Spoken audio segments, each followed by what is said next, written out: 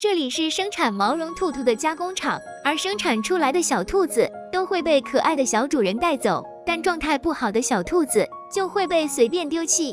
今天又有一批可爱的小兔子被生产出来，突然有只小兔子咳嗽了一声，胸前的缝合线裂开了，小兔子吓得赶紧捂住了胸口，可它还是没能逃过机器的眼睛，小兔子最终被当成残次品丢进了垃圾管道里。多亏一只鸽子及时关上了垃圾箱，小兔子这才保下一命。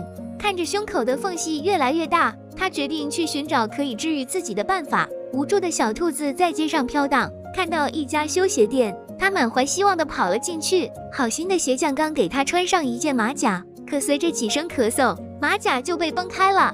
来到宠物医院，医生给它贴上创可贴也不管用，小兔子找了很多人帮忙，可都是治标不治本。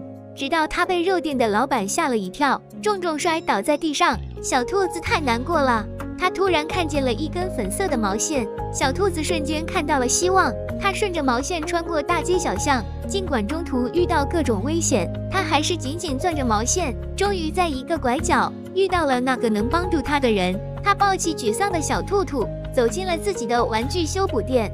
影片到这里就结束了。这个暖心的故事来自短片《牢不可破》。